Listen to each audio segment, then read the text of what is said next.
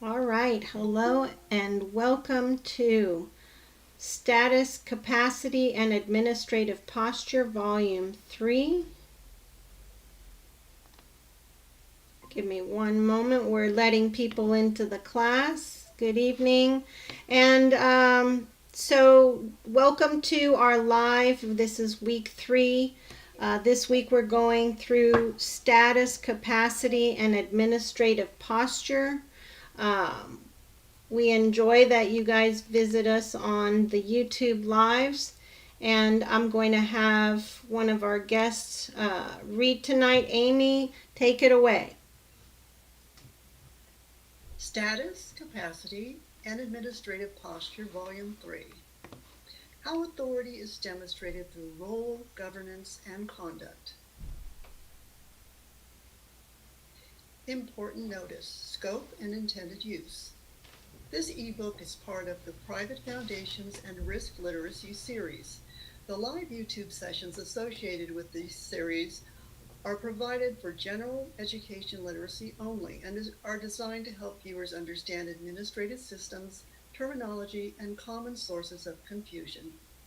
This ebook goes beyond the scope of the live sessions. It contains structured analysis, sequencing explanations, and reference material that is not presented publicly and is intended solely for members who have agreed to private membership association terms. This material does not provide legal advice, tax advice, or instructions for filing. It is designed to support informed decision-making and to reduce harm caused by misunderstanding administrative processes. Private membership use only. Access to this book is limited to members of Private Path Membership Association who have completed the membership application, agreed to the association agreement, and executed the non-disclosure agreement, NDA. Redistribution, excerpting, or use of this material outside the PMA is prohibited.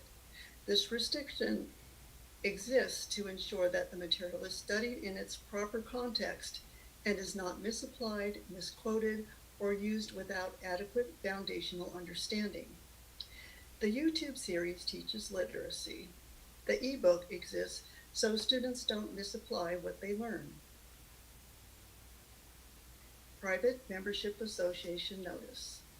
This publication is a private educational resource made available exclusively to members of Private Path HR Solutions Private Membership Association, PMA. Access to this material is conditioned upon acceptance of the PMA membership agreement and non-disclosure agreement, NDA. Use of this publication is limited to personal education only by authorized members. Unauthorized sharing, reproduction, distribution, or commercial use of this material, whether in whole or in part, constitutes a breach of private contract and may result in remedies available under the PMA agreement, including termination of membership and pursuit of contractual or civil relief where appropriate. Disclaimer and educational notice. This ebook is provided for educational and informational purposes only. It does not constitute legal, tax, or financial advice, and it should not be relied on as such. The material in this publication is based on private research, historical references, and educational analysis, including concepts taught by Patrick Devine as interpreted and expanded upon by Private Path HR Solutions. The purpose of this work is to explain administrative classification, presumptions, and common sources of misunderstanding, not to instruct readers on filing, compliance avoidance, or legal strategy. Readers are solely responsible for their own decisions, actions, filings, and outcomes. No guarantees, express or implied, are made regarding results. For matters requiring professional judgment, readers are encouraged to consult a qualified, licensed professional in the appropriate jurisdiction. Copyright and use restrictions. Copyright 2025 Private Path HR Solutions PMA, all rights reserved. No part of this publication may be reproduced, stored, transmitted, or distributed in any form or by any means without prior written permission except for brief quotations used for private study or commentary within the PMA. References to government agencies, including the Internal Revenue Service, are descriptive and educational only.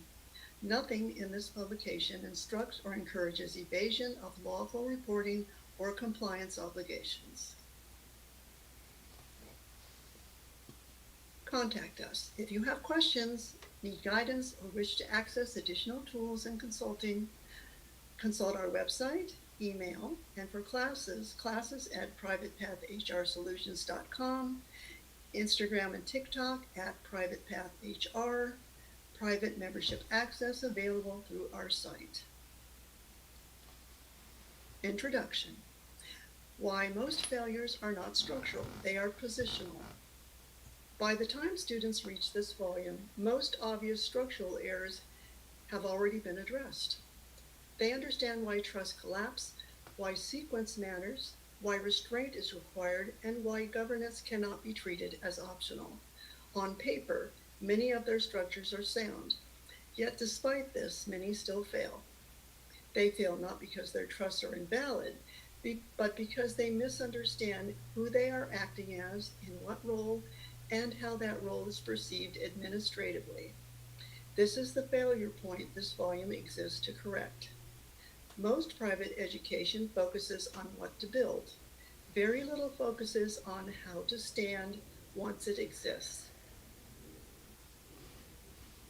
Status, capacity, and posture are not theories. In serious private education, status is not a belief in capacity, is not a declaration.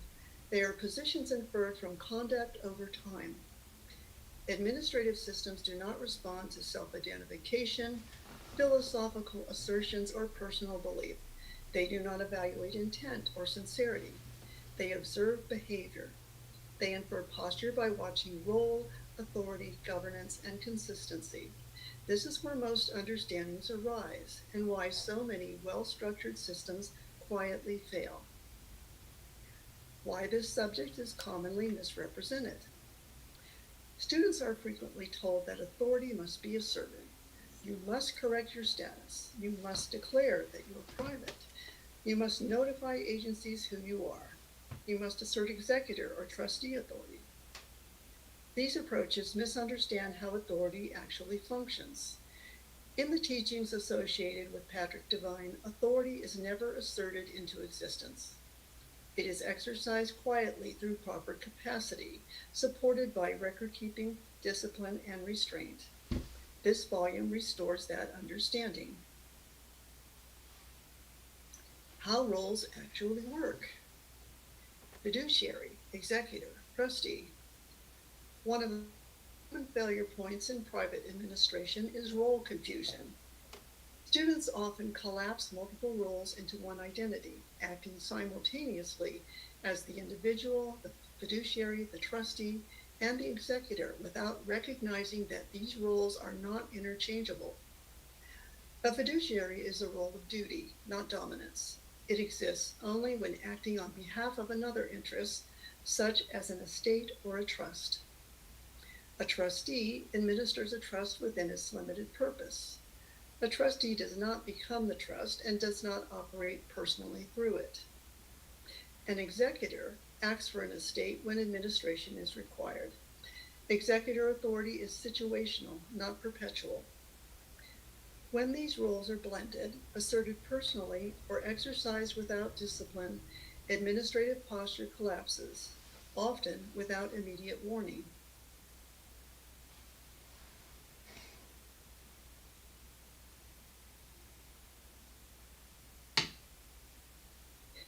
Why governance determines whether capacity is respected. This is where the Family Office and Trust Management Company, TMC, become essential context.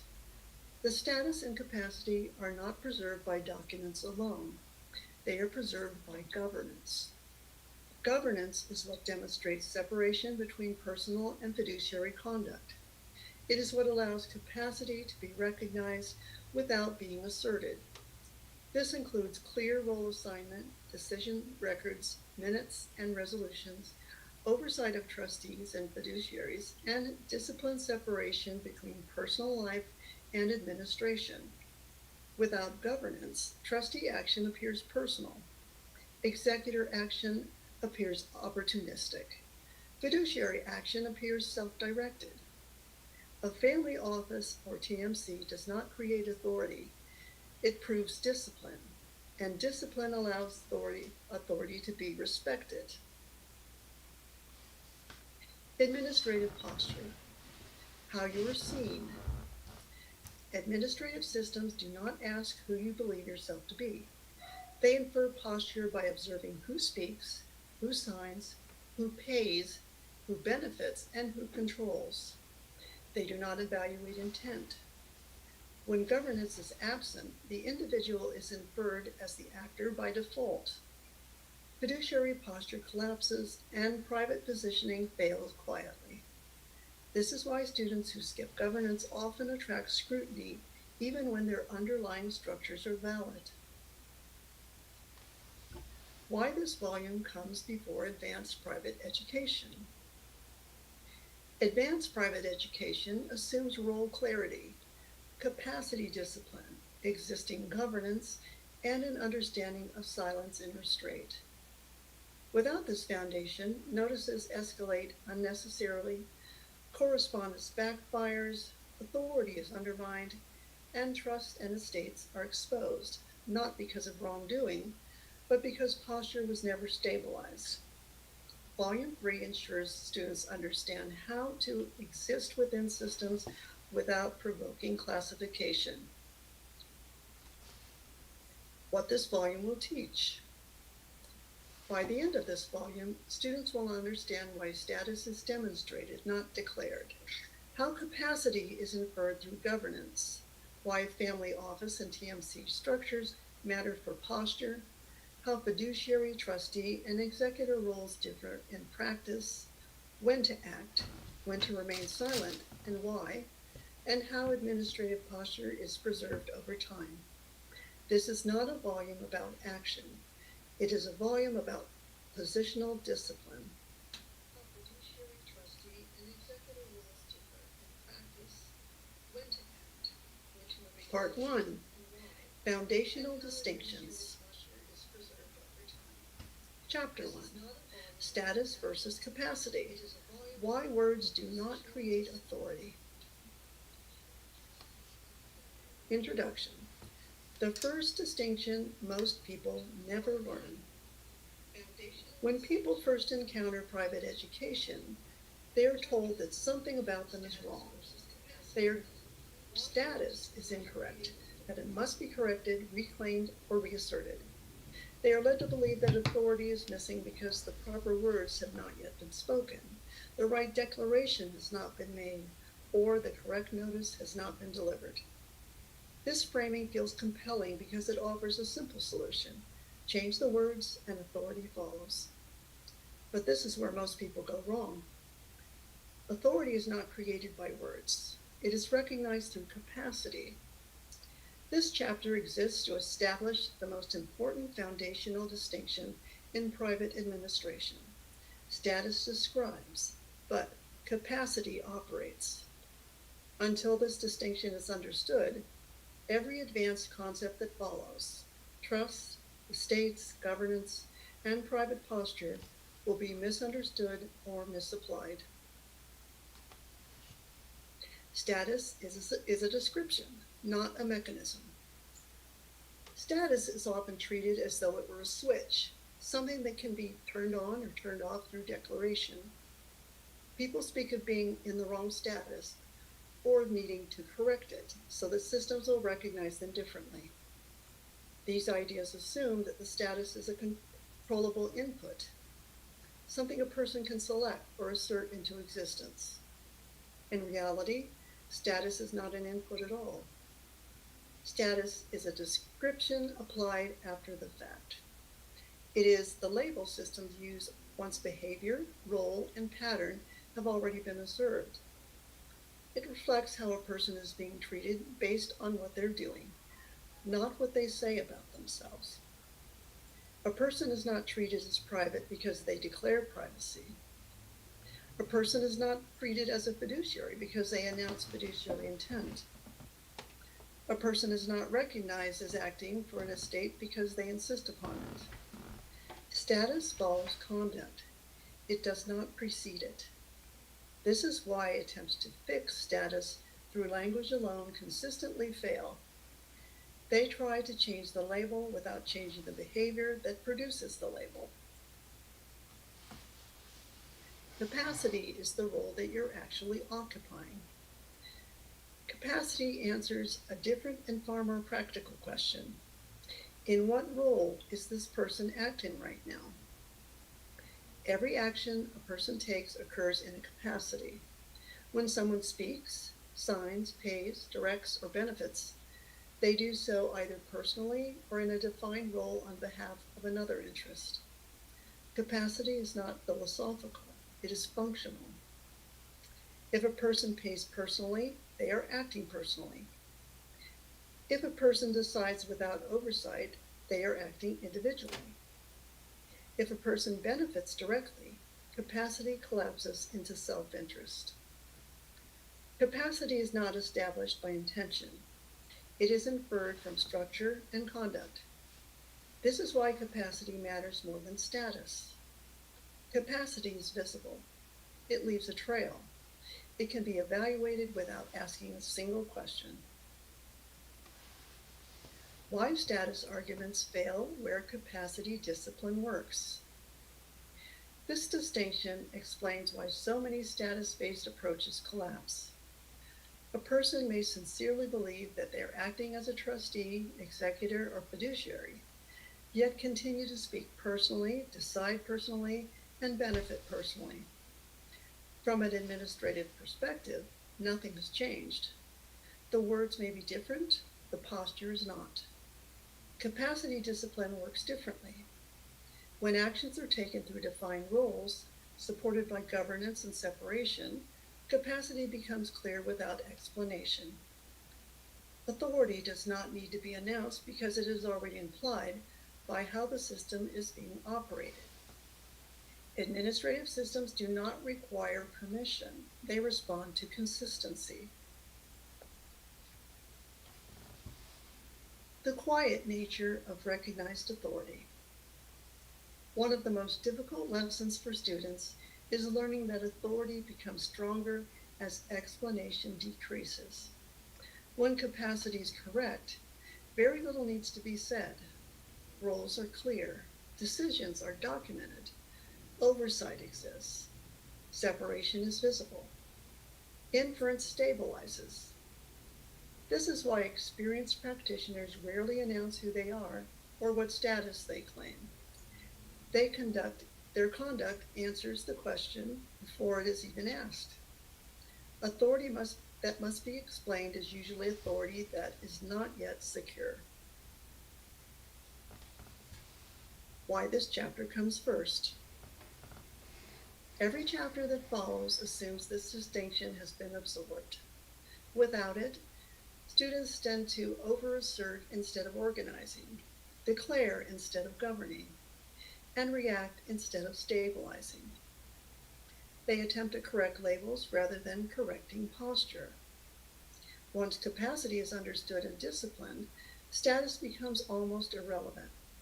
Systems respond to what is being done, not what is being claimed. This chapter establishes the lens through which the rest of this volume must be read, not as theory, but as lived administrative reality. Closing. Capacity is the lever status cannot move. Status is not something you claim. Capacity is something you occupy. When capacity is correct, status resolves itself quietly. When capacity is ignored, no declaration will save the structure. This chapter is the foundation for everything that follows. Without it, authority remains theoretical. With it, authority becomes stable, without ever needing to be announced.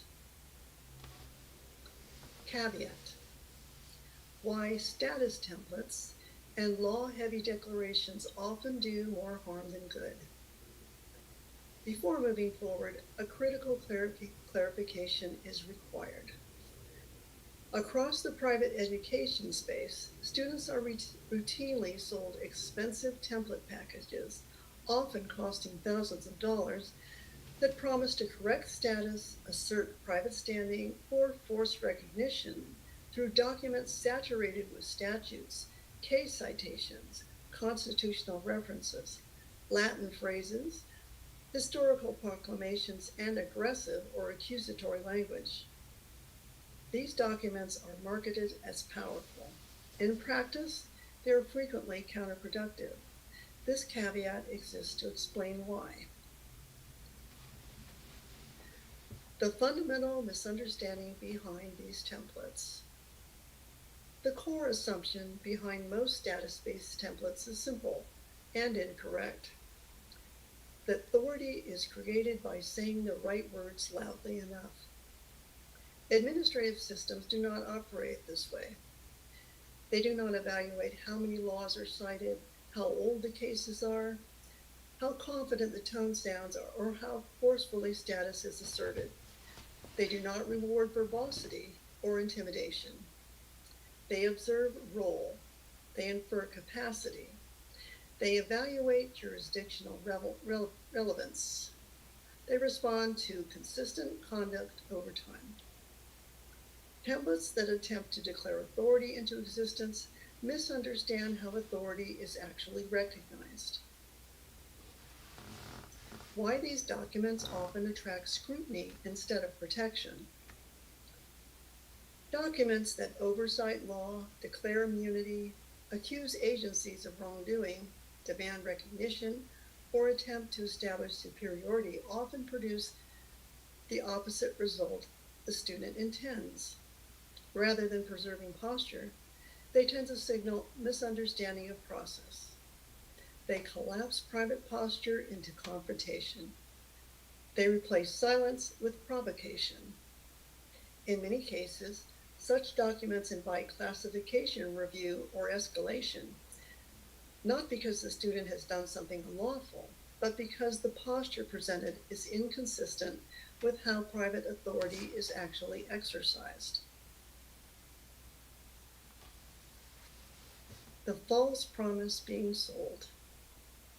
Students are frequently told, this is what the law requires. Agencies must respond to this. If you don't do this, you have no standing. This is how you correct your status. These claims are not supported by how administrative systems function in practice. Authority is not granted because a document declares it exists. It is recognized when conduct, capacity, and governance align over time. No template can substitute for that alignment. Why these templates are structurally inaccurate. Most status correction templates fail because they confuse education with execution. They often misapply public law concepts into private posture, treat equity principles as declarations instead of disciplines, ignore jurisdictional context, and replace restraint with verbosity. They are written to sound impressive, not to function quietly and correctly. The result is documentation that may look authoritative, but behaves poorly under real administrative conditions. The financial harm to students. Beyond the administrative risk, these practices frequently cause financial harm. Students spend thousands of dollars on documents they do not understand. They file paperwork that creates exposure rather than protection. They lock themselves into positions they cannot consistently maintain. They believe that they're protected when they're not.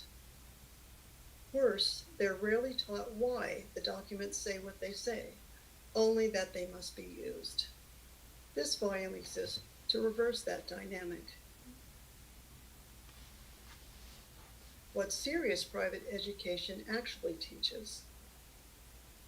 Serious private education teaches restraint, not bravado. It teaches that less assertion often preserves more posture, that silence frequently protects better than speech, that correct capacity matters more than clever wording, and that governance proves authority far more effectively than declaration ever could. This is why the work associated with Patrick Devine emphasizes process over proclamation, role over rhetoric, and administration over argument. Many popular templates invert these principles.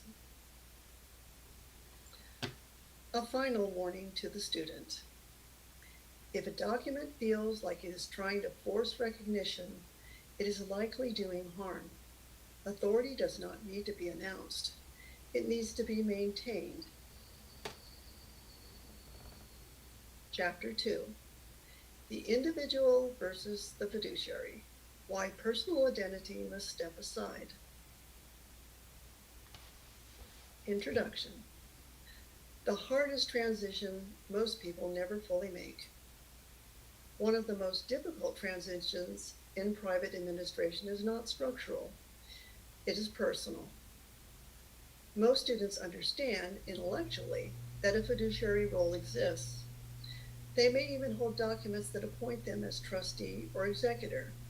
Yet when it comes time to act, they continue to move through the world as the individual, speaking personally, deciding personally, reacting emotionally, and benefiting directly. This is not because they're dishonest. It is because personal identity is familiar and fiduciary posture is not. This chapter exists to explain why personal identity must step aside when fiduciary capacity is exercised, and why failing to make that transition quietly collapses otherwise valid structures. The individual is not a role, it is a default. The individual is the default posture. Absent structure, governance, or discipline, every system assumes a person is acting for themselves. This is not judgment. It is an administrative assumption rooted in simplicity. When a person speaks without reference to role, they are assumed to be acting personally. When a person pays from personal accounts, they are acting personally. When a person benefits directly, they are acting personally. The default does not disappear simply because a trust exists. Unless something actively displaces personal posture, the individual remains the inferred actor. The fiduciary exists only in relation to another interest. A fiduciary does not exist in isolation. A fiduciary exists only when acting on behalf of another interest, an estate, a trust, or a beneficiary, and only within the scope of authority granted to that role. This is why fiduciary authority feels fragile to many students. It is not self-contained. It requires constant discipline, context, and separation from personal impulse. A fiduciary does not act because they want to. They act because the role requires it. They do not benefit because they control. They benefit only as allowed and only through defined processes. When this distinction is blurred, fiduciary posture collapses immediately, often without notice. Why personal identity quietly overpowers fiduciary role. Most fiduciary failures are not dramatic, they're subtle. A student responds emotionally to correspondence. They just handle something quickly. They explain too much. They decide without record. They shortcut governance because it feels unnecessary. Each of these actions pulls authority back into personal identity. From an administrative perspective, the fiduciary role never fully materialized, not because documents were invalid, but because personal conduct overrode fiduciary discipline. The system does not weigh intention, it observes behavior. And behavior that looks personal is treated as personal. Stepping aside does not mean disappearing. A common fear among students is that stepping out of personal identity means becoming passive or powerless. The opposite is true. When personal identity steps aside, fiduciary authority becomes clearer, not weaker. Decisions gain legitimacy because they're no longer driven by personal urgency. Silence becomes easier because explanation is no longer required. Restraint feels natural because governance provides structure. The individual does not vanish. They simply stop being the center of action. This is the moment where many structures stabilize. Why governance is the bridge between individual and fiduciary. This transition does not occur through willpower alone. Governance is what allows personal identity to step aside without confusion or collapse. Records, minutes, resolutions, and oversight create continuity that does not rely on personality. Without governance, the individual must constantly explain themselves. With governance, the role speaks for itself. This is why fiduciary posture cannot be sustained indefinitely through intention alone. It requires systems that outlast mood, pressure, and reaction. The quiet authority of proper separation. When personal identity is properly separated from fiduciary role, something unexpected happens. Administrative interaction becomes calmer. Correspondence feels less threatening. Decisions slow down but become more durable. Authority no longer needs to be defended. This is not because the system has changed. It is because posture has. Why this chapter matters before moving forward. Every chapter that follows assumes this separation has occurred.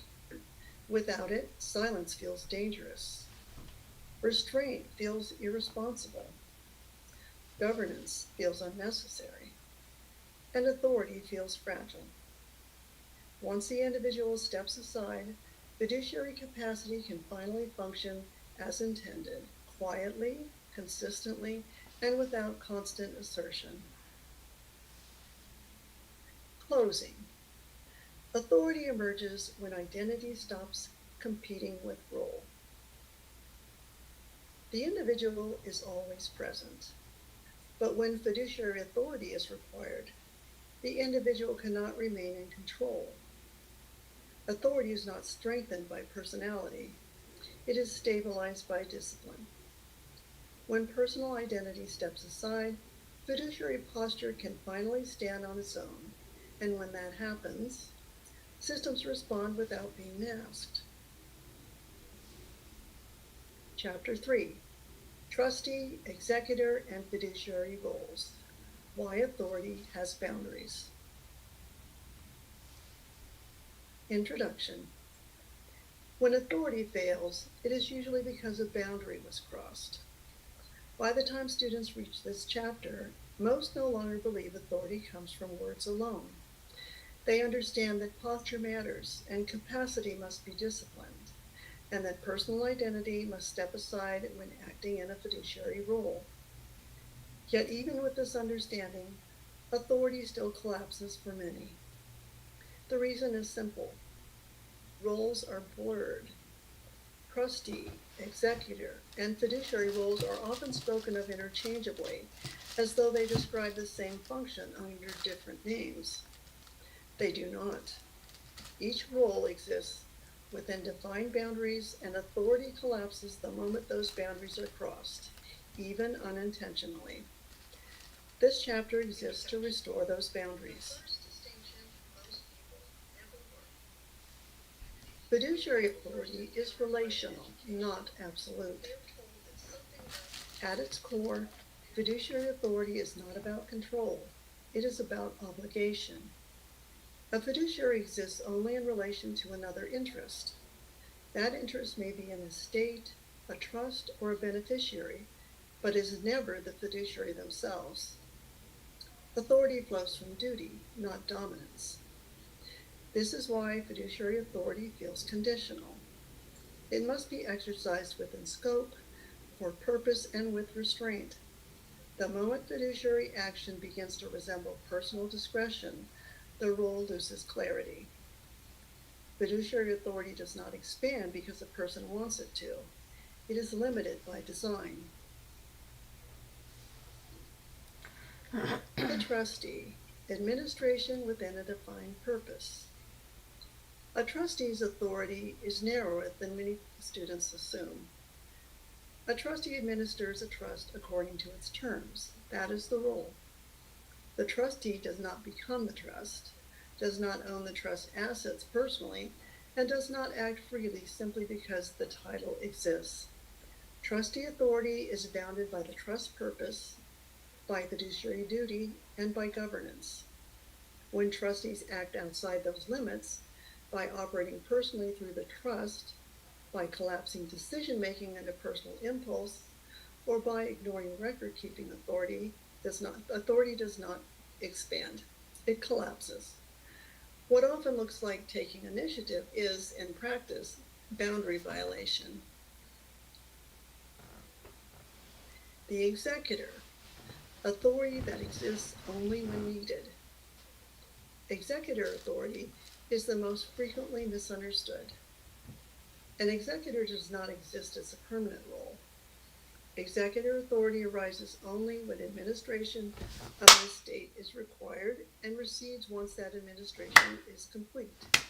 It is situational, not perpetual. Students who attempt to act as executor continuously, outside of the context of actual estate administration, often undermine their own position.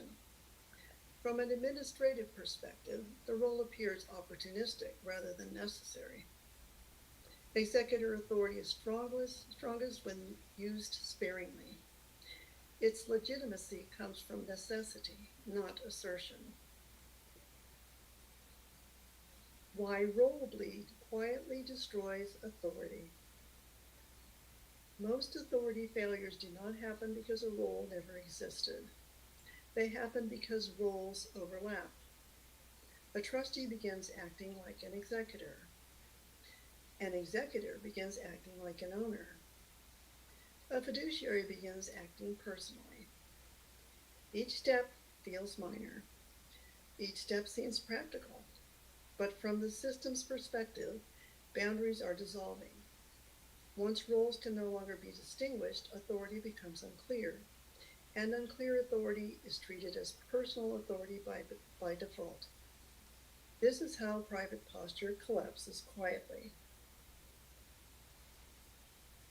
Boundaries are what make authority legible. Administrative systems do not interpret nuance. They look for clarity. Clear boundaries make authority legible. They allow systems to understand who is acting, why they are acting, and under what authority. When boundaries are respected, authority requires little explanation. When boundaries are crossed, explanation increases and authority weakens. This is why experienced practitioners guard boundaries carefully, not because they fear enforcement, but because they understand how easily authority becomes indistinct. Governance is what preserves boundaries over time. Boundaries are not maintained through memory or intention. They are preserved through governance. Records, minutes, resolutions, and defined processes ensure that each role remains within its scope even when pressure, urgency, or emotion arises. Governance prevents role bleed not by force, but by structure. Without governance, boundaries depend on personal discipline. With governance, boundaries persist regardless of personality. Why this chapter matters before moving on. Every chapter that follows builds on this clarity. Silence only works when authority is legible. Restraint only works when roles are clear. Governance only works when boundaries are respected. Without this foundation, advanced concepts collapse into confusion. Closing. Authority is strengthened by limits, not expansion. Authority does not grow by absorbing more roles. It becomes stronger by remaining within its boundaries. Trustee, executor, and fiduciary roles exist to serve specific purposes, not to be blended, extended, or asserted at will. When these purposes are honored, authority stabilizes without effort. When they are ignored, authority disappears quietly, often before anyone realizes it has been lost. Caveat. Why the claim you are already the trustee creates confusion. Before moving forward, a critical clarification is necessary. Within many private community discussions, students are frequently told that they are already the trustee. This claim is often tied to the belief that a social security number and birth certificate represent a separate legal identity, and that when a person appears in court, responds to notices, or signs documents connected to that record, they are acting on behalf of that entity. From this interpretation, the conclusion is drawn that the individual must already be functioning as a trustee. This conclusion feels logical on the surface. Administratively, it is incorrect. Where this belief comes from. The confusion arises from how administrative systems reference records. Courts and agencies operate using names, identifiers, and accounts. When a person appears in relation to a record associated with a social security number or legal name, the system may use language that sounds entity-based or impersonal. That language does not mean a trust exists. It does not mean a fiduciary relationship has been recognized. It does not imply trusteeship. It simply reflects record keeping. When no trust, estate, or governance structure has been demonstrated, the system defaults to the simplest assumption available, that the individual appearing is acting for themselves. This default is not trusteeship. It is personal responsibility in the absence of demonstrated fiduciary capacity. Why being treated as responsible is not trusteeship. Students often mistake administrative responsibility for fiduciary authority. If a person is treated as responsible for a record, that does not mean they are acting as a trustee. It means no separate role has been established. No appointment has been demonstrated. No governance exists to support representative action. Trusteeship does not arise automatically. It is not implied by identifiers. It is not inferred from presence or response. Trusteeship exists only when a trust actually exists. Authority has been formally defined, scope has been limited, and governance supports ongoing separation of role. Without these elements, there is no trustee, only an individual interacting personally with an administrative system. The inversion that causes harm. The most damaging part of this belief is that it reverses cause and effect. Students assume authority exists first, and that governance is optional. In reality, governance is what allows authority to be recognized at all. When students believe they are already trustees, they often skip the very steps that would establish fiduciary posture properly. They act personally while assuming representative authority exists in the background. From an administrative perspective, nothing has changed.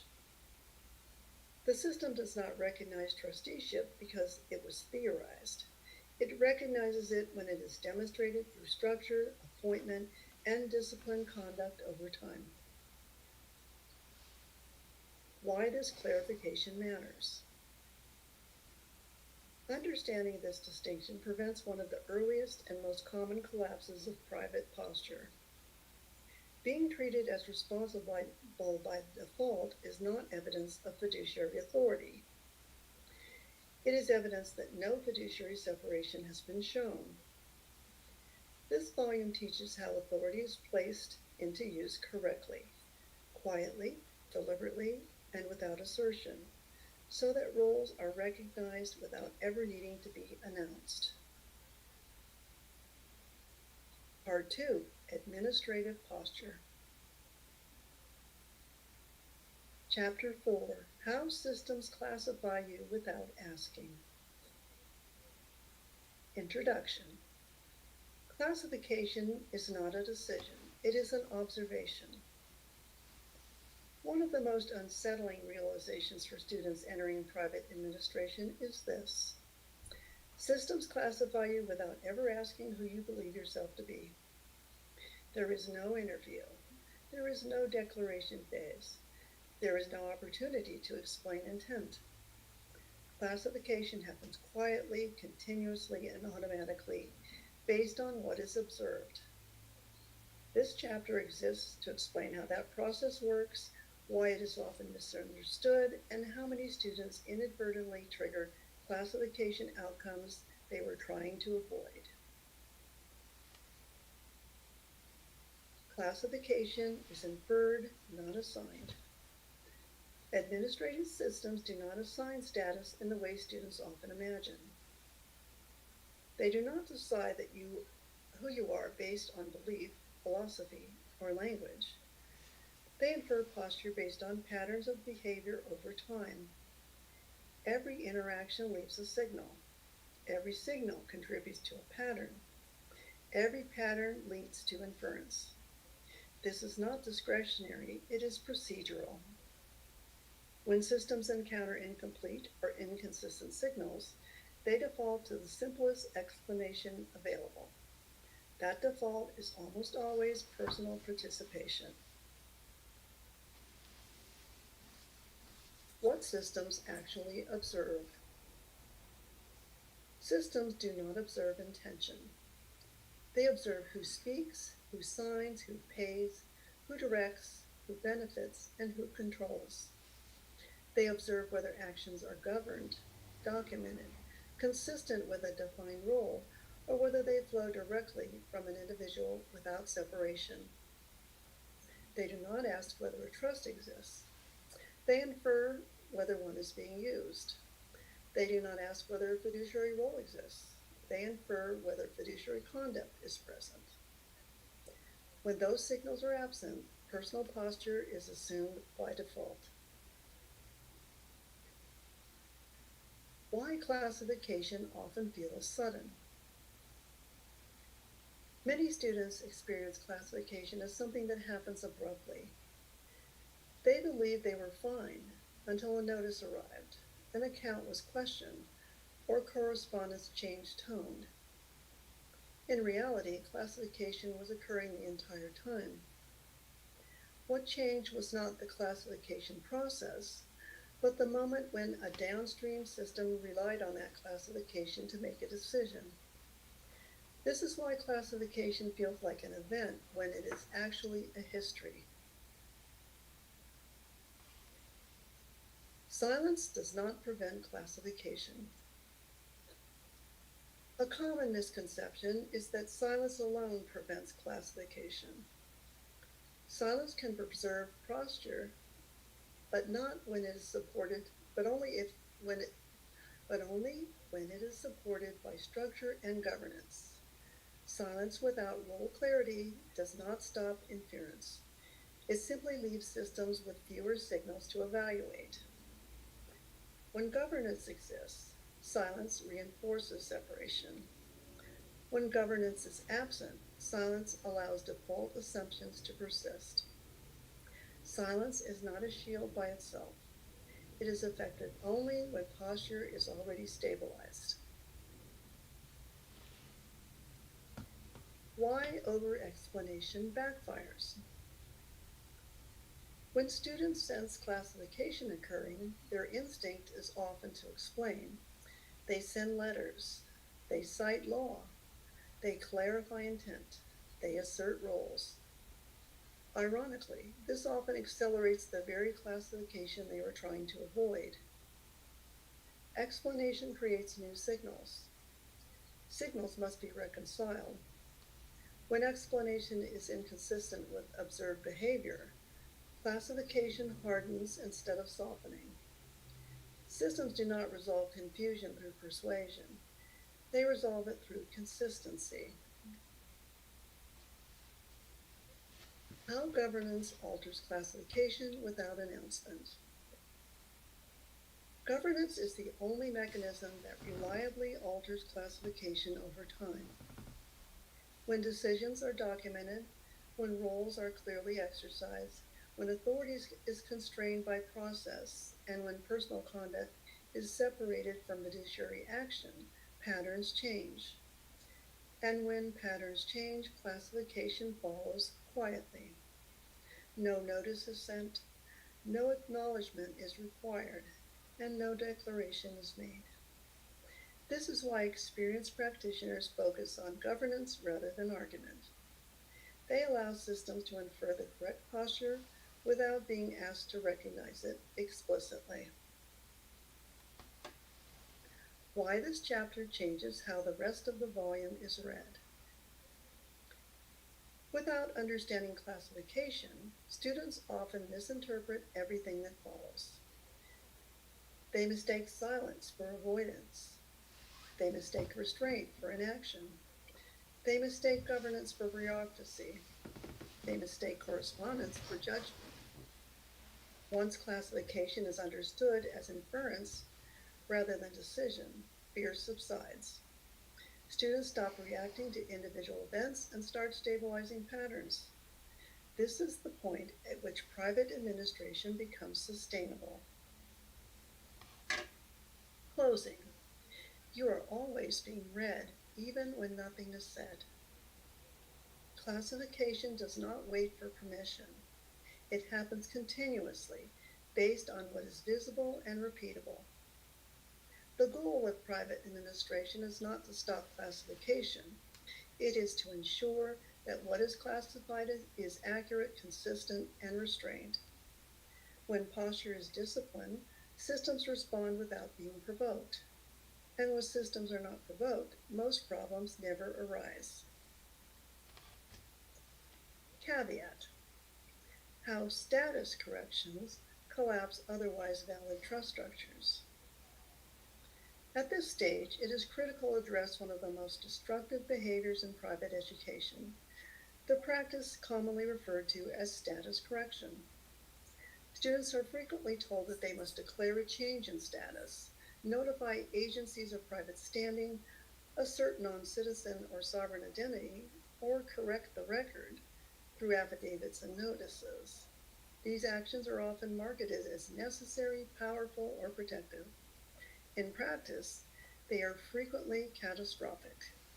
This caveat exists to explain why.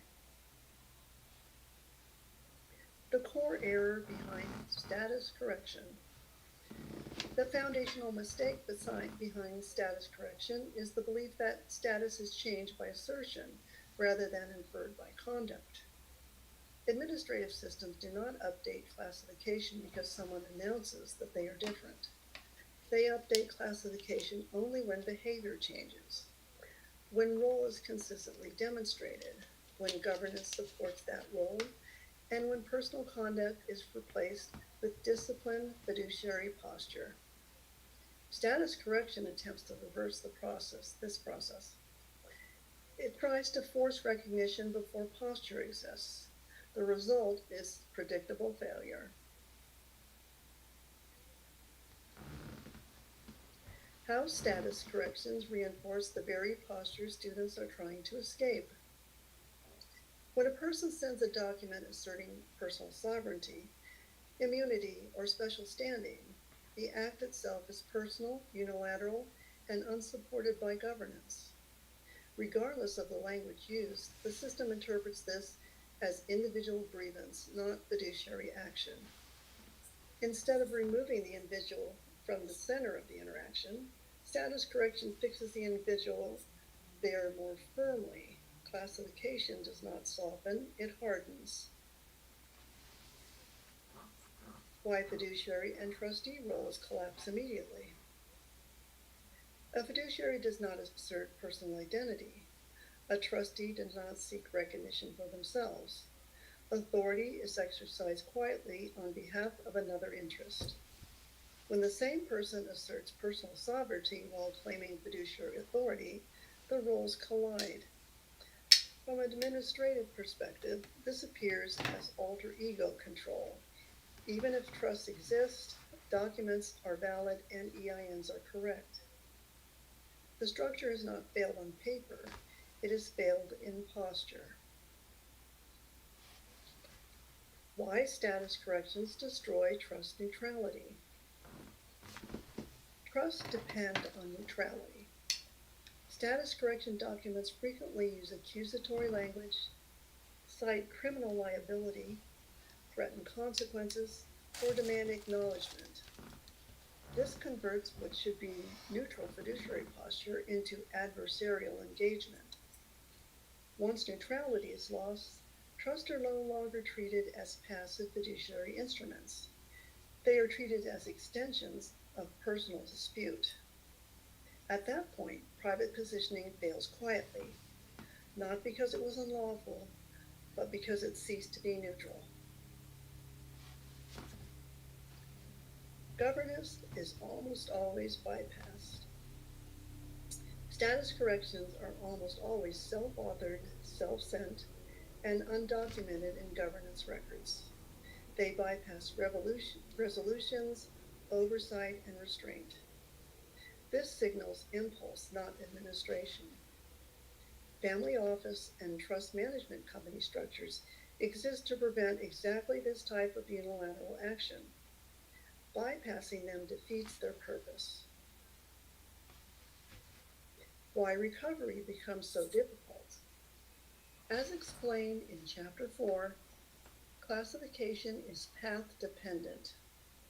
Once a person is classified as an individual asserting immunity, an uncooperative actor, or a misunderstanding party, subsequent attempts to act as trustee, executor, or fiduciary are interpreted through that lens. Recovery becomes difficult not because the structure is invalid, but because posture has already been fixed in the worst possible way. Why everything stopped working. Students often ask why things seem to fall apart after a status correction was sent. The answer is simple. Authority was replaced with assertion. Capacity was replaced with identity. Governance was replaced with impulse. Trust structures lost credibility. Banking posture weakened. Administrative engagement escalated. Private positioning failed, quietly and efficiently. Alignment with serious private education.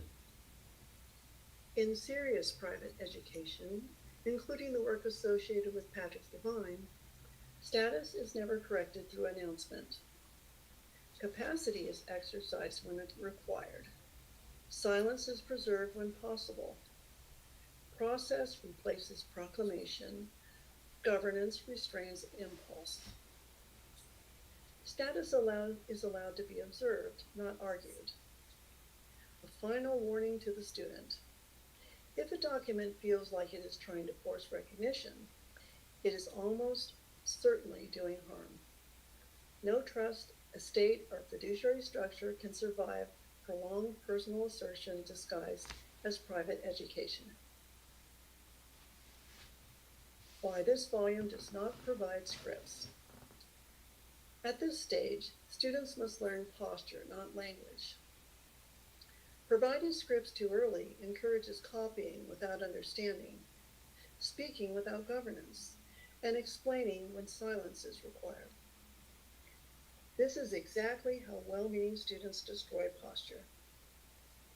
If you feel the urge to explain who you are already acting as the individual. Private posture is preserved when authority exists quietly.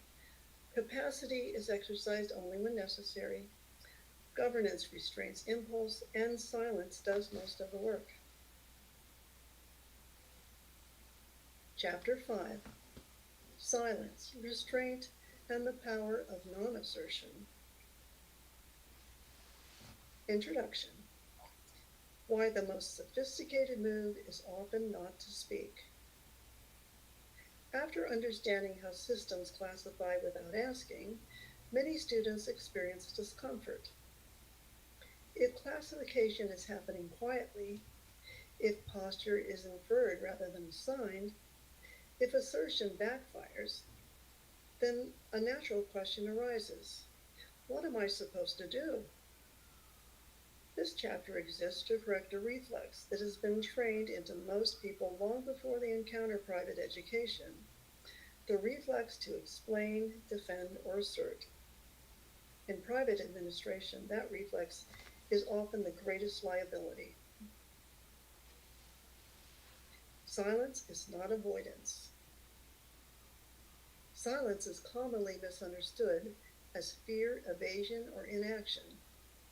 In reality, silence is often the most disciplined form of engagement available, and when it is supported by structured governance and clarity of role. Administrative systems do not require constant interaction. They do not interpret silence as wrongdoing. They interpret silence in context.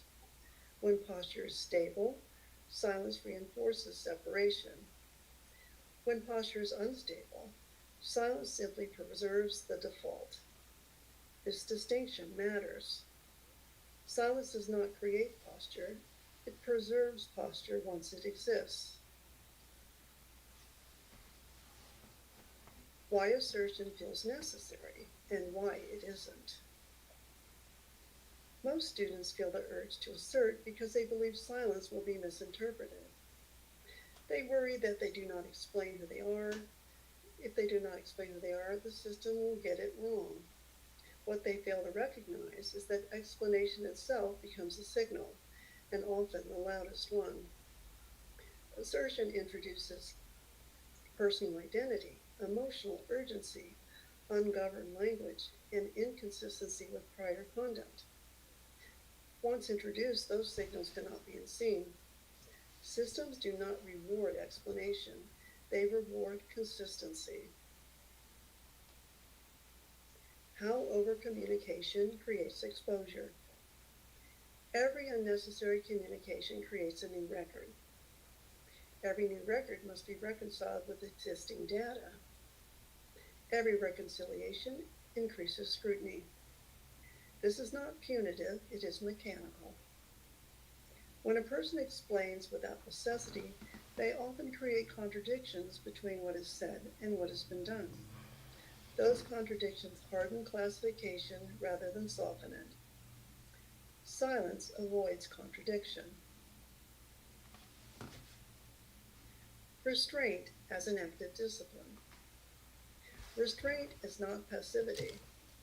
It is governance applied inward.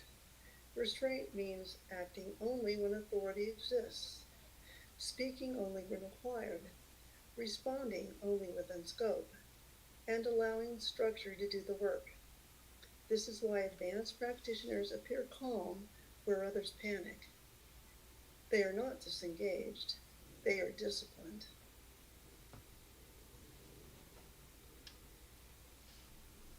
When silence is appropriate and when it isn't. Silence is not universal. There are moments when response is required. The difference is discernment. A governed structure knows when action is compelled, when inquiry is merely informational, when response would create unnecessary facts, and when silence preserves posture better than explanation. This discernment cannot be reduced to roles or scripts. It is developed through understanding, not mimicry. Why silence requires governance. Silence without governance looks like neglect. Silence with governance looks like confidence. Governance ensures that silence is intentional, documented, and consistent with role. It allows trustees, fiduciaries, and executors to refrain from action without appearing evasive or irresponsible. This is why family office and TMC structures matter. They do not exist to create complexity. They exist to absorb impulse.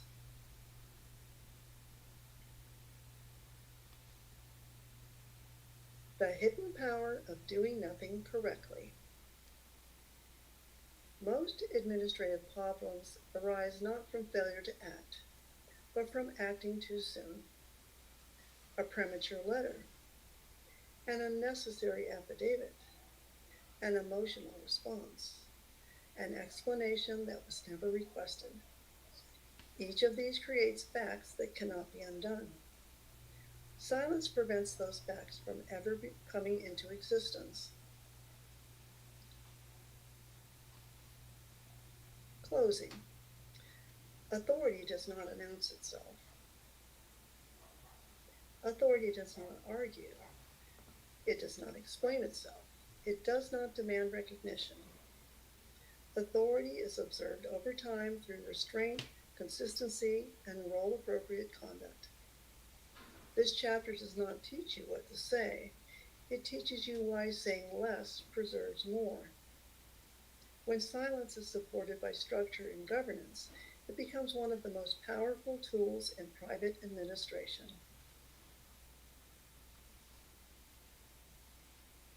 Chapter 6. Correspondence, Notices, and When Posture is Tested. Introduction. Why letters feel more dangerous than they are. For many students, correspondence is the moment everything feels real. Up to this point, trust may exist quietly, governance may be forming, and posture may feel stable. Then a letter arrives. It uses formal language. It references records. It carries institutional weight. Immediately, fear enters the picture. This chapter exists to slow that moment down and explain what correspondence actually represents, and just as importantly, what it does not. What correspondence actually is. Administrative correspondence is not judgment. It is not enforcement. It is not proof that something has gone wrong. Most correspondence exists because systems manage records, not because they have reached conclusions. Letters are generally generated to confirm alignment, request clarification, or maintain continuity between databases. The presence of correspondence does not mean posture has failed. It means posture is being observed. Understanding this distinction prevents unnecessary escalation. Why correspondence is commonly misread. Students often read correspondence as personal because they experience it personally. The language feels direct. The timing feels intrusive. The consequences feel implied. But administrative systems do not experience correspondence emotionally. They do not assign intent. They do not read between the lines. They simply record what happens next. The danger is not the letter. The danger is how the letter is interpreted. How responses become classification events. Up until correspondence occurs, systems may have very little data about how authority is being exercised. The response to correspondence often becomes the most meaningful signal the system receives. When a response is personal, the posture becomes personal. When a response is emotional, the posture becomes reactive. When a response is over-explanatory, the posture becomes unstable. The system does not evaluate whether the response was justified. It observes what role appeared.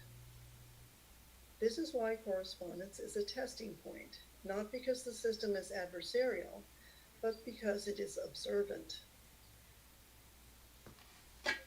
Why over-response causes more harm than silence. Many students believe that responding quickly shows responsibility. In reality, speed often replaces discernment. Unnecessary responses introduce new facts, new language, and new records. Those records must be reconciled with existing data. When inconsistencies appear, correspondence escalates, not as punishment, but as process. Silence, when posture is already stable, avoids creating new facts altogether. This is why experienced fiduciaries are slow to respond. They are not ignoring correspondence, they are reading it correctly. The role of governance at the point of contact. Correspondence reveals whether governance exists. When governance is present, responses, if required, are measured, scoped, and consistent with role. When governance is absent, responses tend to be impulsive, personal, and expansive. This difference is visible to systems even when it is invisible to the individual responding. Family office and trust management company structures matter here not because they send letters, but because they restrain unnecessary ones. Why correspondence feels like a turning point. Students often say, "Everything changed after I received that letter." What usually changed was not the system's posture, it was the students. Fear replaced restraint. Identity replaced capacity. Explanation replaced discipline. Correspondence did not cause the collapse, misinterpretation did. Closing. Correspondence does not decide, it reveals. Correspondence does not determine authority. It reveals how authority is exercised under pressure. When posture is disciplined, correspondence passes quietly. When posture is personal, correspondence becomes a pivot point. Understanding this allows students to read letters without panic, interpret tone without assumption, and preserve posture without reaction. This chapter prepares the reader for the next stage, understanding why governance, not assertion, is what ultimately preserves capacity over time. Part 2, or Part 3, Governance and Role Preservation. Chapter 7, Why Governance Preserves Capacity, Family Office and TMC Context. Introduction. Authority fails quietly when no one is watching it. Up to this point, the focus of this volume has been positional. Who is acting, in what role, and how that role is perceived administratively. What has not yet been fully addressed is why some people manage to maintain correct posture over time, while others collapse into personal action, even when their documents look similar. The difference is rarely intelligence or intent, it is governance. This chapter explains why governance is the invisible force that preserves capacity, why authority decays without it, and why structures like a family office or trust management company exist long before problems appear. Governance is not control, it is constraint. Governance is often misunderstood as power, oversight, or bureaucracy. In private administration, governance serves a different purpose. It restrains impulse. It slows reaction. It separates decision making from identity.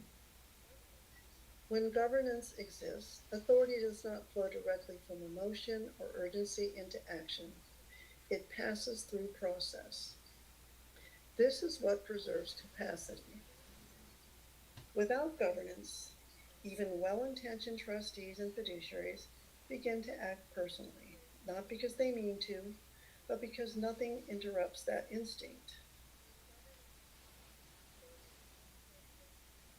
Why capacity cannot be maintained alone. Many students believe that discipline is a matter of personal restraint. They believe that if they simply know better, they will act correctly. This belief rarely survives pressure. When correspondence arrives, when banking questions arise, when a deadline feels implied, instinct takes over. Personal identity reasserts itself. Explanations appear. Authority blurs. Governance exists because humans are not neutral under stress. A family office or trust management company does not create authority. It creates distance. Distance between impulse and action, between identity and role. That distance is what allows capacity to remain intact. How governance becomes visible to systems. Administrative systems do not ask whether governance exists. They infer it. When actions appear measured rather than reactive, when responses are consistent rather than emotional, when authority is exercised narrowly rather than broadly, systems recognize discipline without ever naming it. This recognition does not arrive as approval or confirmation. It appears as absence.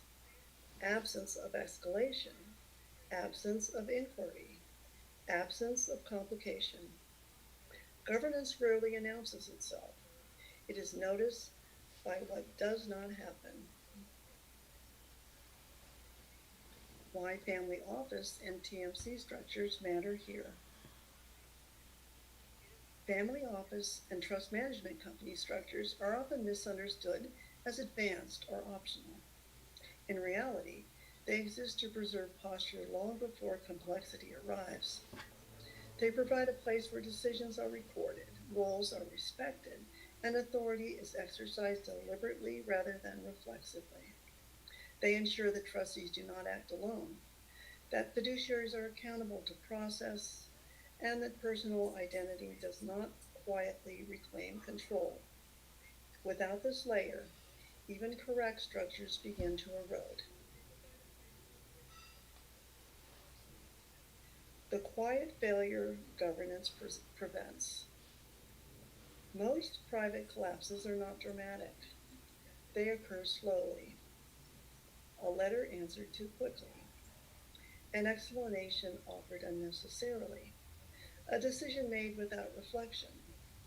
A role stretched just this once. Governance exists to prevent these small deviations from becoming permanent posture. By the time a failure becomes visible, it has usually been forming for some time. Closing. Authority survives when it is watched. Authority does not fail because it is challenged. It fails because it is exercised alone.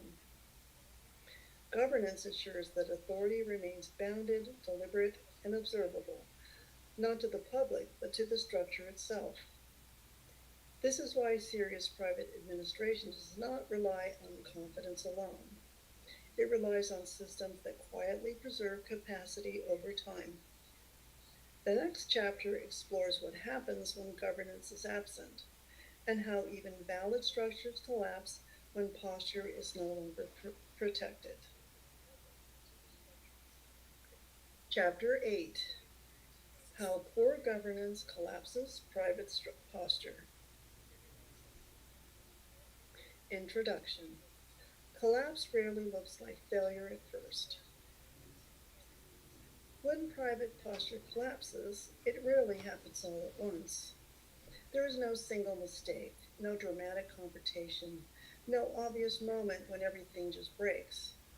Most collapses appear subtle, incremental, and justified at the time they occurred. This chapter exists to explain how governance failures quietly undo otherwise valid structures, and why posture is usually lost long before anyone realizes it. Collapse begins with small exceptions. Poor governance does not usually present itself as recklessness. It presents itself as convenient. A decision made quickly because it felt harmless. A response sent personally because it seemed faster. A role stretched temporarily because nothing else was in place yet. But each exception feels minor. Each exception feels reasonable. But governance exists precisely to prevent exceptions from becoming habits. When exceptions accumulate, posture begins to shift, not because intent changed, but because discipline weakened. How personal identity gradually re-enters. When governance is weak or absent, personal identity slowly reasserts itself. The trustee begins to speak as an individual. The fiduciary begins to justify actions personally. The executor begins to act outside limited scope. None of this feels dramatic, it feels practical. Administratively, however, systems are not reading intention, they are reading continuity. As personal identity reappears in conduct, fiduciary separation fades. The structure remains on paper, but posture has already begun to erode. Why this collapse often goes unnoticed. Students often believe collapse would be obvious. They expect a notice, a rejection, or a confrontation. Instead, collapse usually shows up as subtle changes, correspondence that becomes more pointed, questions that expand rather than narrow, interactions that feel less neutral than before. These are not punishments, they are recalibrations. Systems are responding to what is being demonstrated. As time By the time concern arises, the posture shift has usually already occurred. The role of governance in preventing drift.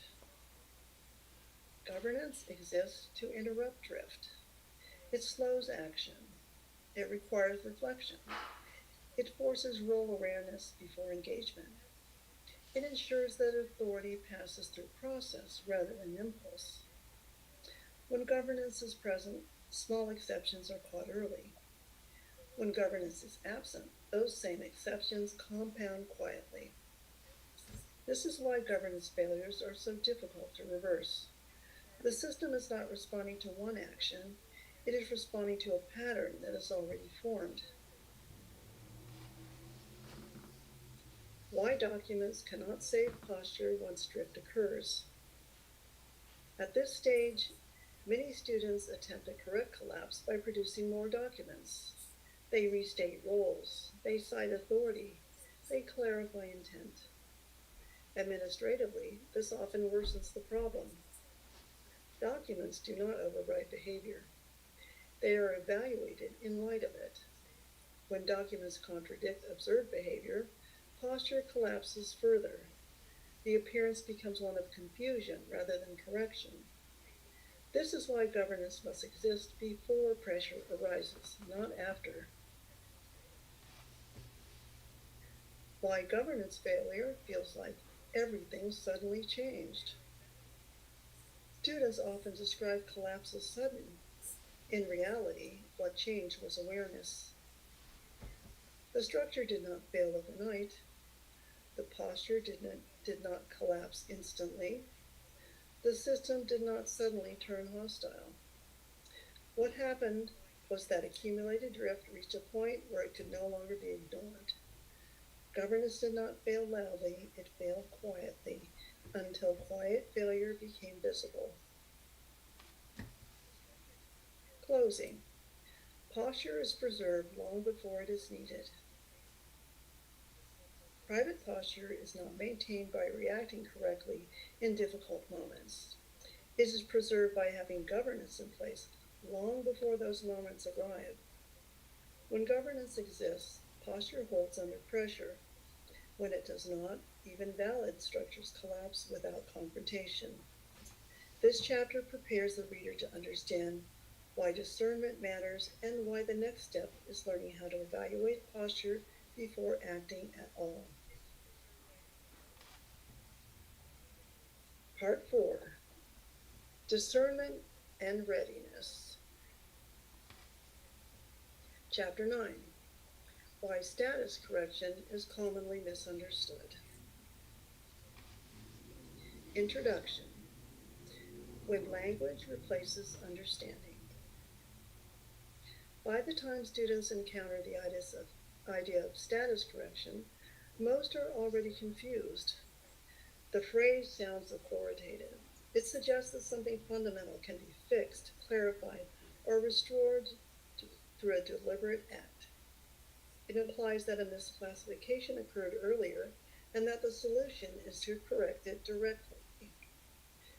This chapter exists to explain why that framing is misleading, why the phrase persists, and why attempts to correct status so often produce the opposite result. Why the term persists. The idea of status correction persists because it offers a sense of control. If status can be corrected, then confusion has a clear cause and a clear remedy. The student is no longer navigating an observational system, but fixing an error. That framing is comforting. It is also inaccurate. Administrative systems do not operate on corrected identities. They operate on observed roles. When students adopt language of status correction, they often shift their focus away from conduct and toward declaration. This is where misunderstanding begins.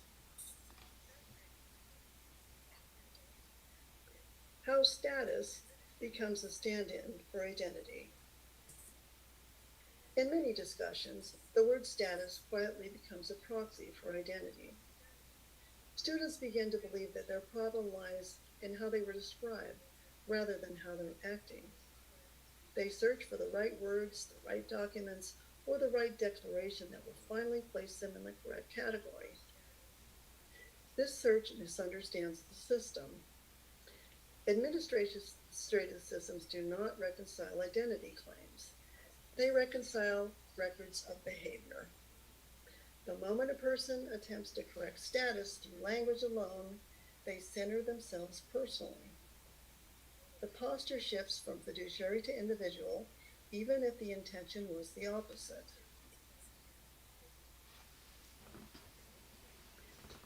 Why assertion feels like progress. Assertion feels active. It feels decisive.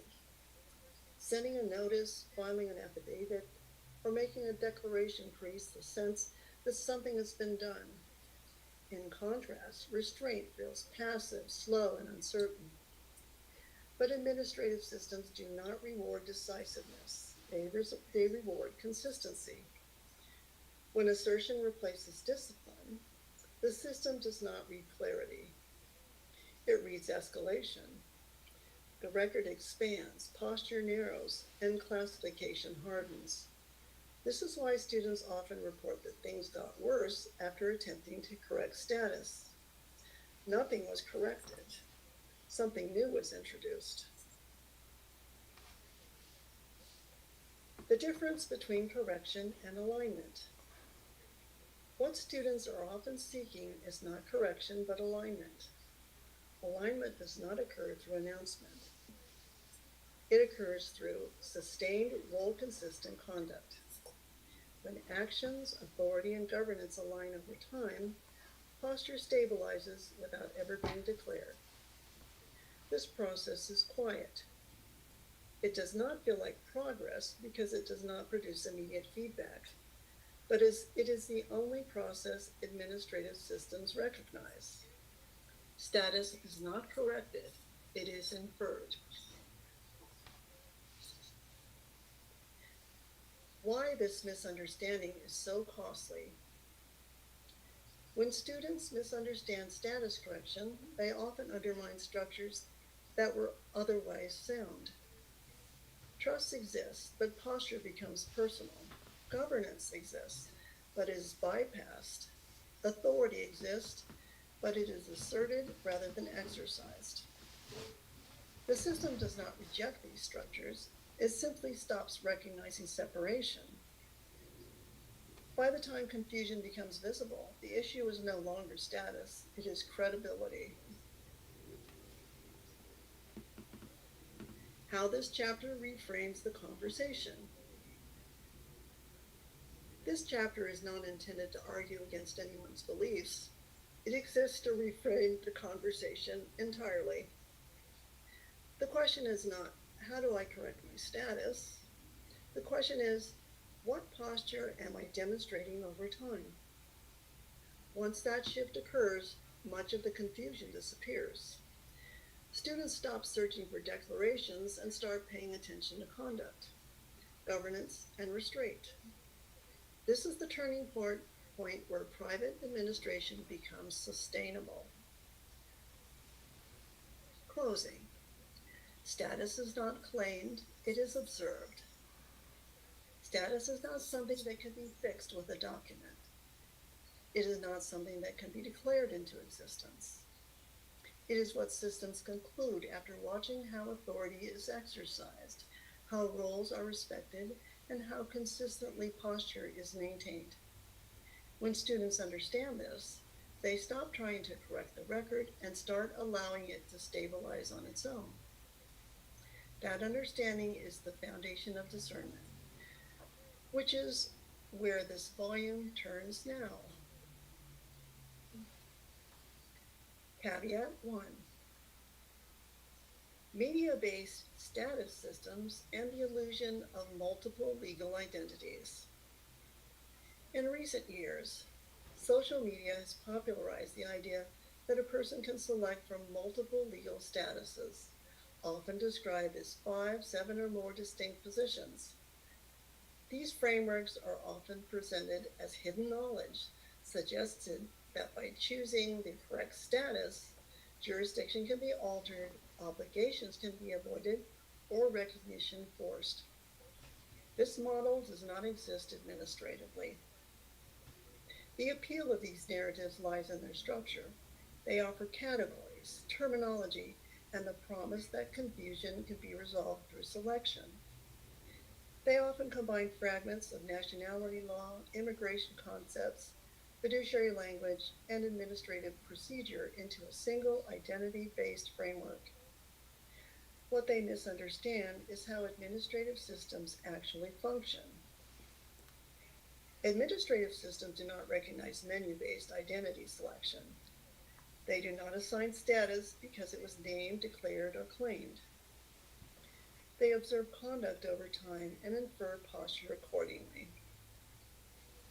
When a person declares a status that is unsupported by jurisdictional relevance, governance, or consistent role-based behavior, the declaration does not elevate posture.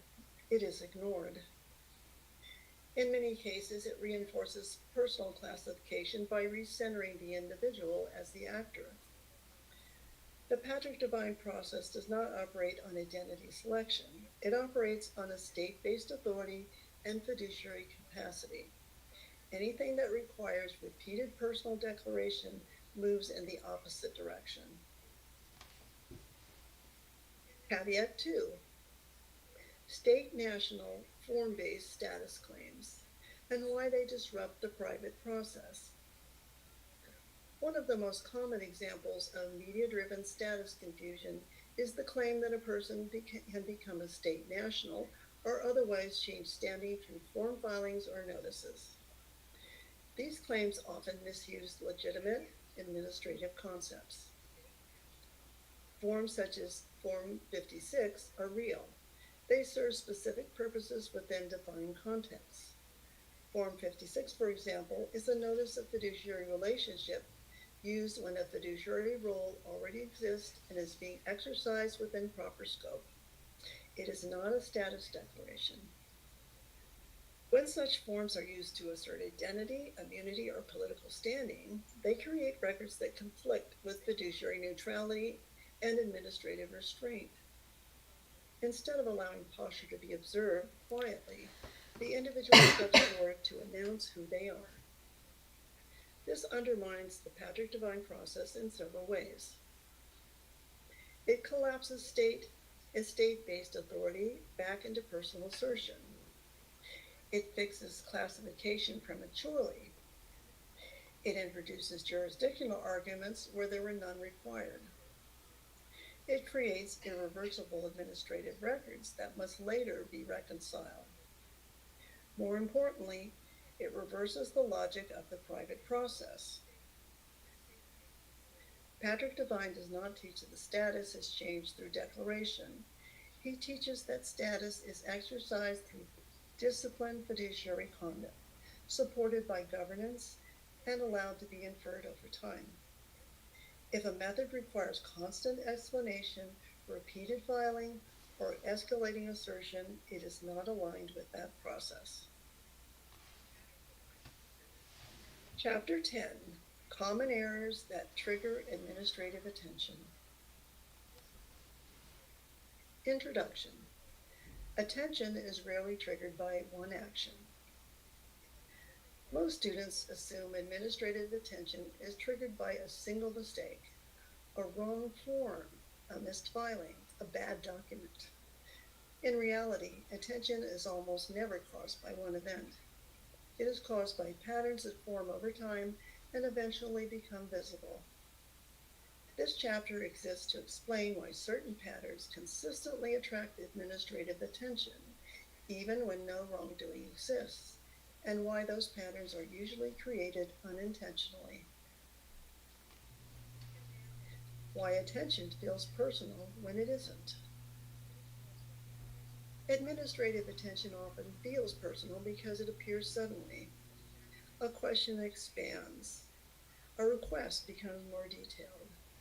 Correspondence changes tone. Students interpret this shift as suspicious or enforcement. What is actually occurring is recalibration. Systems respond when observed behavior no longer aligns with prior assumptions. Attention increases not because something is wrong, but because clarity is diminished. This distinction matters. How inconsistency becomes the trigger. The most common thread behind administrative attention is inconsistency. Not inconsistency in belief, but inconsistency in posture. When actions suggest that one role at one moment and another role later, systems attempt to reconcile the difference. The reconciliation process looks like inquiry, but is really pattern correction. Students do not notice this drift as it happens. Each action felt justified in isolation. Only in sequence does the inconsistency become visible. Why overengagement accelerates visibility. Another common pattern is overengagement. Students who believe they must stay ahead of the system often interact more than necessary. They respond quickly, explain extensively, and volunteer information that was not requested. Each interaction adds detail. Each detail narrows interpretation. Over time, posture becomes easier to classify, not because the student intended it, but because the system now has more data than it needs. Attention increases as clarity decreases.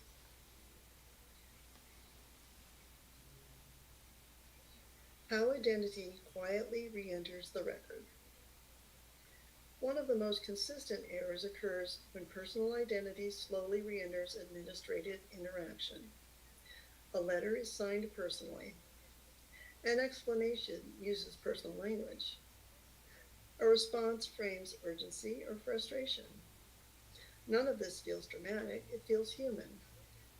Administratively, however, it signals that the individual, not the structure, is acting. Once that signal appears repeatedly, separation fades regardless of what exists on paper. Attention follows. Why attempts to fix attention often worsen it. When students notice attention increasing, their instinct is to fix it. They clarify roles. They restate posture. They attempt to reset the narrative. Unfortunately, this often introduces new contradictions. Administrative systems do not reconcile intention, they reconcile records. When new statements conflict with observed behavior, attention does not subside, it intensifies. This is why attention rarely resolves through explanation. The misinterpretation that causes panic. Many students panic because they believe attention means liability. In most cases, it does not. It means posture has become unclear. The danger lies not in the attention itself, but in reacting to it emotionally or personally. That reaction often becomes the strongest signal the system receives. Closing. Attention is feedback, not accusation. Administrative attention is not a verdict, it is feedback. It reflects that something in the observed pattern no longer aligns clearly. When students understand this, urgency dissolves and discipline returns. This chapter prepares the reader for the final step of this volume, learning how to evaluate posture before acting at all, which is where discernment replaces reaction. Chapter 11. How to evaluate posture before you act. Introduction. The moment that determines everything. Most errors in private administration do not occur because someone lacked knowledge. They occur because action preceded evaluation. A letter arrives. A situation feels unclear. Pressure appears implied. The urge to respond takes over before posture is examined. This chapter exists to interrupt that moment. It explains why evaluation must come before action, how posture can be addressed without asserting anything, and why most mistakes happen not from bad intent, but from skipping this step entirely. Why action feels urgent even when it isn't. Administrative systems rarely demand immediate action, but they often create the feeling of urgency. Formal language, deadlines, and institutional tone trigger a conditioned response. Most people have been trained to react quickly, explain themselves, and resolve perceived issues immediately. Private administration requires a different orientation. Urgency is often psychological, not procedural. When students confuse the two, posture collapses before it is ever evaluated. What elevating posture actually means. Elevating posture does not involve deciding what to say. It involves recognizing what is already being demonstrated. Before any response occurs, posture already exists. It has been forming through prior conduct, governance, and restraint, or the lack of them. Evaluation simply asks, what role would this action suggest? That question alone prevents most errors. Posture cannot be fixed mid-action. Many students attempt to evaluate posture while responding. They draft a letter, then adjust language. They begin explaining, then attempt to frame it carefully. They act first and reflect second. Administratively, this does not work. Once action occurs, posture has already been expressed. Evaluation after expression is no longer evaluation, it is damage control. This is why restraint must precede engagement, not follow it.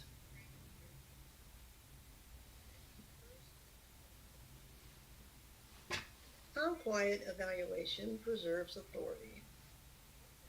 True evaluation is silent. It does not announce itself. It does not require acknowledgement. It does not create records. It simply delays action until clarity exists. This delay is often mistaken for indecision. In reality, it is discipline. When evaluation occurs before action, Responses, if required, naturally align with posture. When it does not, even well-worded responses undermine authority. Why this skill is rarely taught. Most education emphasizes response. Very little education emphasizes pause. Private administration depends on the ability to pause without anxiety, to hold uncertainty without explanation, and to allow posture to stabilize before interaction. This skill feels uncomfortable at first because it runs counter to conditioning, but it is the single most effective way to preserve private positioning over time. How this chapter changes what comes next. After this chapter, the reader should feel less pressure to act and more clarity about when action is actually required. They should understand that posture is not something created in the moment. It is something revealed by how consistently restraint has been practiced. This understanding prepares the reader for the final chapter of this volume, which does not add new concepts, but brings everything together into readiness. Closing. Evaluation is the first act of authority. Authority does not begin with action. It begins with the ability to wait. Evaluating posture before acting is not hesitation. It is the quiet exercise of control, not over systems, but over impulse. This is the discipline that separates sustainable private administration from constant reaction. Chapter 12. What must be understood before exercising authority. Introduction. Authority is not activated, it is allowed. By the time a student reaches this chapter, the desire to act has usually softened. What began as urgency has been replaced by awareness. What once felt like a need to assert has been replaced by an understanding of posture. This chapter exists to close the volume by clarifying what must already be in place before authority is exercised, not in theory, but in reality. Why authority cannot be rushed. Authority does not arrive because someone is ready for it. It arrives because posture can sustain it. When authority is exercised prematurely, it does not strengthen structures, it exposes them. When authority is exercised after discipline has been established, it often passes unnoticed, which is exactly how it is meant to function. This is why patience is not a delay in private administration, it is preparation. What readiness actually looks like. Readiness is not confidence, it is not knowledge, it is not certainty, it is not documentation. Readiness is the absence of impulse. When a person no longer feels the need to explain who they are, assert what they believe, or correct how they are perceived, posture has been stabilized. At that point, authority can be exercised without creating noise. Why most people mistake knowledge for readiness. Many students believe that once they understand the system, they are ready to engage it. Understanding is necessary. It is not sufficient. Without discipline, knowledge accelerates collapse. With discipline, knowledge remains dormant until required. This is why serious private education slows people down rather than urging them forward. How this volume reframes authority entirely. This volume has deliberately avoided tactics, scripts, and declarations. That omission is intentional. Authority is not a set of words. It's not a form. It's not a claim. It is the result of consistent role alignment, governance, restraint, and patience. When those elements exist, authority does not need to be introduced. It is already visible. Why exercising authority often looks uneventful. Students often expect authority to feel dramatic. In practice, it is quiet. There is no confrontation, no recognition, no validation. Things simply proceed without friction. This is why successful private administration often feels anticlimactic to those expecting acknowledgement. The absence of resistance is the signal. What this volume has actually taught. This volume has not taught how to act. It has taught how not to undermine action before it occurs. It has shown why assertion fails, why posture matters, why governance preserves capacity, and why silence is not weakness. Most importantly, it has taught that authority survives only when it is exercised sparingly. Closing. Discernment is the first fiduciary skill. Private administration does not begin with paperwork. It begins with discernment. The ability to pause, to evaluate posture, to resist impulse, and to allow authority to remain unannounced is the foundation upon which everything else rests. This volume exists so that when authority is finally exercised, it does not collapse under its own weight. Conclusion. Why discernment is the foundation of all private authority. This volume was not written to teach action. It was written to prevent collapse. Throughout these chapters, the focus has remained deliberately narrow: posture, capacity, governance, and restraint. Not because other topics are unimportant, but because none of them function correctly without these foundations in place. Most failures in private administration do not occur because a person lacked documents, knowledge, or intent. They occur because authority was exercised before posture was stable, or because identity re-entered where fiduciary separation was required. This volume has shown that authority is not declared, status is not selected, recognition is not forced. Instead, authority is inferred over time through disciplined conduct, governance, and restraint. When these elements are present, systems respond quietly. When they are absent, even the most carefully drafted structures unravel. The purpose of this volume has been to slow the reader down,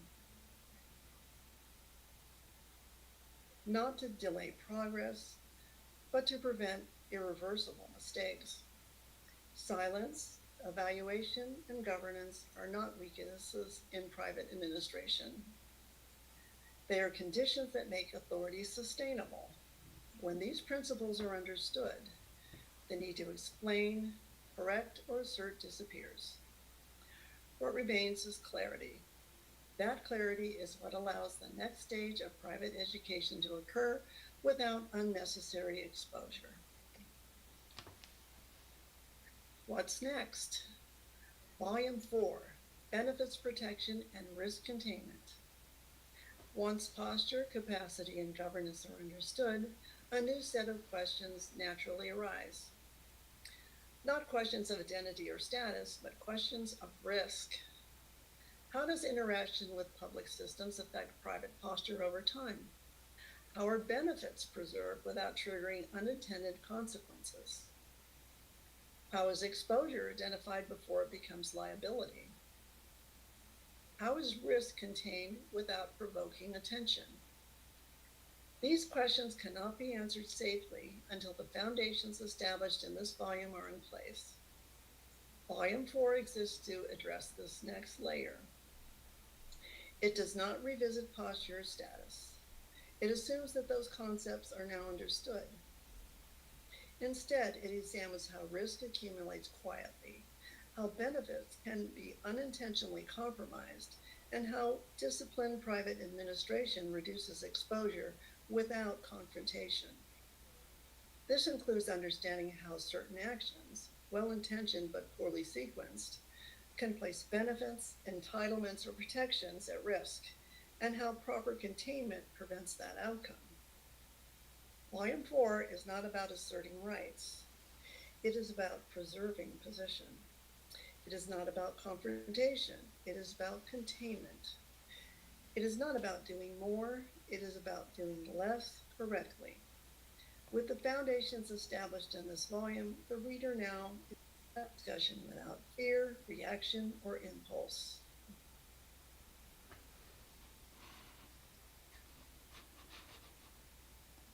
All right, thank you for joining our live.